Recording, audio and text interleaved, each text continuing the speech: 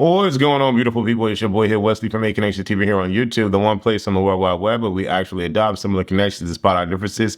And welcome to my channel. If this is your first time seeing me, definitely follow me on all social media, Twitter and Instagram at A Connection TV. Now, I am here to talk to y'all about season 39, episode 10, entitled Feeling Used, the challenge. Yeah, great, kind of not really season. This particular episode was interesting because it starred my baby daddy, Kylan. Kylan is super dope. I like Kylan a lot. And so I want him to win. But yeah, that's what starts. But what's interesting about this episode is that multiple people had storylines. And I think because we're weeding down to a smaller cast, that it's easier for the editors to focus and hone in. But we had a storyline with Colleen. We had a storyline with Ed out of nowhere. We had a storyline with Mariah, Michelle, and Berna out of nowhere. Kylan, Horacio, Nerys out of nowhere. So it was like everybody had some camera time this particular time, and that was great. But let's get into it, right? Because last week, we lost Melissa, unfortunately, to Tori. Tori spanked that badass. And, Kylan was like, hey, Melissa, don't leave without giving me a smooch. What do you mean? That's been us this whole time, baby girl. Finish it off. And, Melissa comes back, gives him a hug. And I was like, oh, that's cute. Aw, aw. Horacio starts to make mention of the fact that Kylan is up Schitt's Creek and he thinks that Kylan's going to be a target no matter what because he was up Melissa's butt, and it is what it is. Then we have Colleen coming through with the gangster lean, talking about Mariah just needs to go because she's playing both sides, and how she's, trying to figure out how to maneuver and get through this game. Kylan ends up getting a note from Melissa, and I thought this was cute. Unexpected, but cute. And Kylan walks in the room and he has on a towel and nothing else. And I'm like, yeah, this is hot. This is hot. Yeah, this is real hot. I get to see Kylan in a white towel and I'm just like salivating at the mouth. And my eyes are getting dry because they don't want to blink to miss this opportunity to see him in a wet towel. But I just thought that, it was phenomenal. And he's just wet and glistening, reading the note. And I'm like, God, ain't nobody worried about Melissa. She's gone. She's gone. Forget her. Forget her. Focus on me. Focus on us. Let's make this a thing. But I thought it was cute that Melissa left a note that Kylan was able to read. The conversation between Mariah and Michelle as they're both masking their face was very interesting. Michelle is on team get James out of the game. Mariah is on team no, y'all not touching my man, and it is what it is, what it is. She like my man, my man, my man. And they have conversations about the whole Johnny debacle and all of that. And Mariah flats out says she's not hurt or distraught. She just feels bad for Johnny. She doesn't care about what it looks like, how it feels, or whatever. She's going to do what she needs to do. James is her dude. That's how she feels about it. But she just is, kind of feeling some sort of way that she hurt Johnny. That's it. Other than that, she can care less. And I'm like, really? Is she really that bold? Is she really that strong? I don't think so, because she was crying last week when Tori came out and called her out on her bullshit. So, yeah, she's hurt, but I think she's trying to save face and she don't want to look like a whore. You know what I'm saying? I think that's what really going on. But she gonna act like she Billy Badass and she don't really give. And she's like, oh, it sucks that he feels that way, but I'm good. Nah, I don't really believe that all too tough. I really don't. Asaf wants Kylan out, obviously, because Asaf was about to get an SB by Kylan.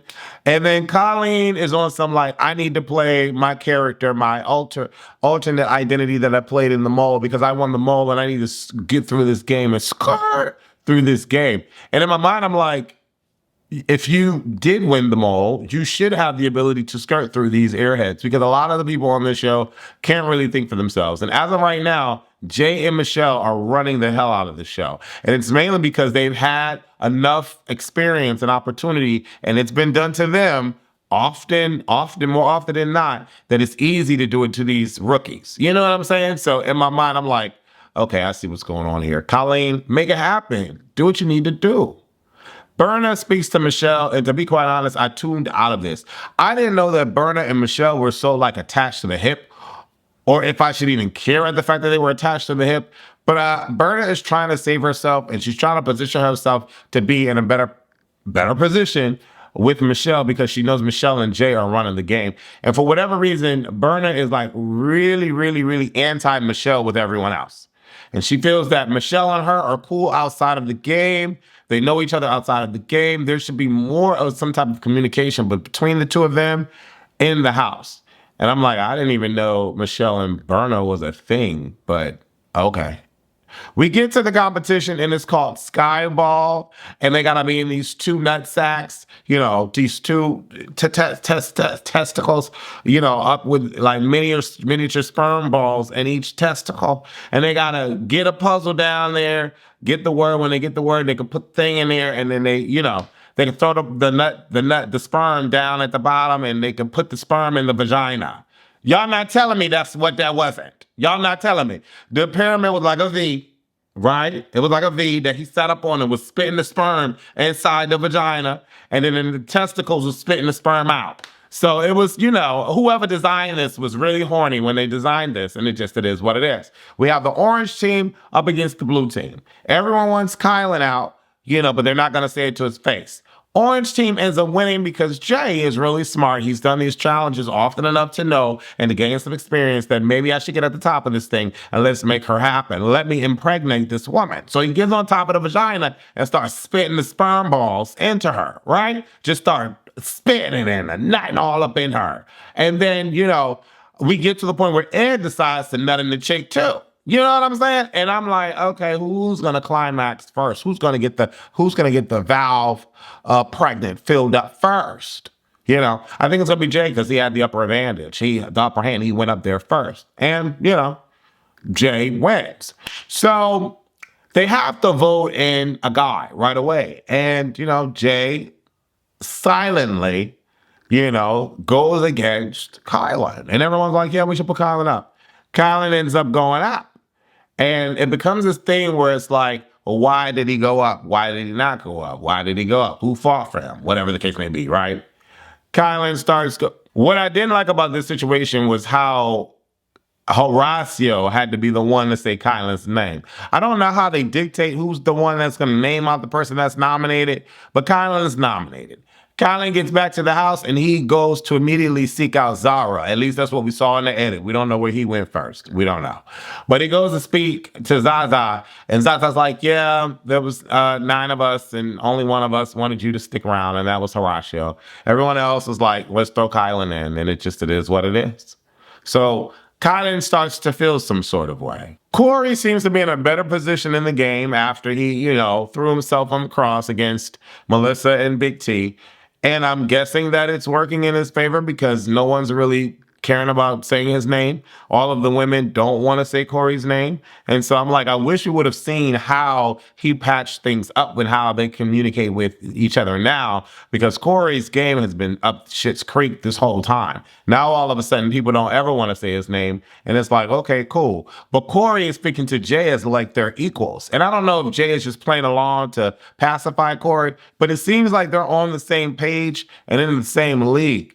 Which is congrats to Corey. You know, I didn't know if he was going to make it this far, but he's made it this far. Horacio and Kylan have an understanding that Jay is not really team the other guys. Jay is team Jay. And I get Jay because he's already been down this road before where he's tried to play the team route or go the team road or whatever, and it just never happened. So, you know, I get Jay's perspective and Michelle's perspective, especially after the last season they had and how they're playing the game. So I get it. Some of y'all don't like Jay, and I guess that's okay. Y'all can like who y'all want to like, but I mean, I just understand it. Mariah starts to campaign for James. Mariah is speaking out vividly, vocally for James to stay in the house. Mariah goes to Nerese and basically says, I won't say Horacio if you don't say James. And Nerese is like, all right, sure, I guess, if that's what we're going to do. Berna starts going off on Michelle at the club because Michelle is talking to Olivia. I don't really understand Berna's problem. I mean, this is the same girl that was crying because she was put in the wrong room or she chose the wrong room. Like, this girl is too old to be this highly emotional. Like, I just don't. I'm surprised she's still in the house, to be honest. And to be quite frank, I don't understand why Michelle is allowing her to talk to her this way and to come at her this way. Then when Olivia walks up, she's like, oh, fine, have your friend. I was talking to her. I needed my moment, but whatever. You're like, what, girl? You're weird. You're weird. Like, why are we even like what? How old are you? You're weird. This is weird, stalkerish, Tourette's, Gemini bipolar in its behavior. Mariah starts counting votes for James, and she speaks to James like, you need to start campaigning. James is like, if I go in, I go in. I'm not about to kiss nobody's ass. I don't blame him. I mean, I really don't. Then because it seems like no one's going to vote for James and no one's going to vote for Corey, that Ed thinks that he's the next vote. Well, technically, he would have been the next vote. So Ed starts campaigning against Corey. And I thought that this was very interesting. I was like, wow. Like, why not just continue campaigning against James? I mean, I understand you think that James is going to win because of Mariah, but like, why throw Corey under the bus? James is not a part of the Ultimate Alliance. I don't get it. The part that I loved the most is when Kylan told Jay that I needed Horatio here so that he won't go crazy on him. Jay didn't really have a response. It was really like a mute response. Like, I know you're not. Did he just say what he said? I don't know. So I don't know if Jay felt punked or whatever, but Kylan was like, yeah, I'm just playing with you. Jay's thing though was like, we just thought that you were Team Melissa, you weren't Team us. And, you know, even with regards to people in relationships like Nerese and Horacio, like Nerese has changed Horacio's disposition. Every time they're together, it seems a little bit weird. So we never really know where people stand when they're in these relationships. And Melissa wasn't a part of our alliance, so that's what the T is. And Horacio's like, yeah, I don't believe this. And Colin still is not effing with Jay at all. And so I completely understand my baby daddy. Like I completely understand it. It's not, I don't feel no sort of way. You know what I'm saying? Michelle is annoyed that Mariah is making deals against Ed and Corey. But what's interesting about this is that Mariah is literally playing her own game and she's politicking playing her own game. And I think this is where you see the experience from doing the other seasons that she's even politicking the way she's politicking. And I respect Mariah for doing that. I don't know why this one man got up. Maybe they effed each other in the show. Maybe she felt the pinga and maybe she really likes James that much. I mean, she says he's funny and he gets her, I guess. But let's see if he's funny and gets you outside into the public when he has other women to deal with. You know what I'm saying? Do y'all even live in the same country? Kylan has a great speech in Deliberation, and I was just like, yep, that sounds like something my daddy would say. Oh, he's so fine. Kylan's so fine. Kylan and Chauncey, all season of this particular season long. Kylan and Chauncey, all this particular season long, baby. Them boys is fine. Anyways, Olivia says James' name first, and that starts the train. James is going in against whoever decides to come out. And all the while, I'm hoping that because it's James and freaking Kylan in the match, I'm hoping that Johnny walks out. But to be quite frank, I don't think Johnny wanted to do this season or he did this season because of what happened between him and Mariah. Or maybe he comes back at the end. I don't know. I don't know. It'd be interesting to find out. But, you know, I don't know. But I think that it would be really dope if Johnny came back and it was like a discussion between them. Because, you know, Johnny has the power and the clout to do that, right? But Darrell comes out. And in my mind, I'm like, okay, this is the male cast. To be honest. Now, we all know in the last 7 seasons or 5 seasons, Darrell hasn't really been Darrelling.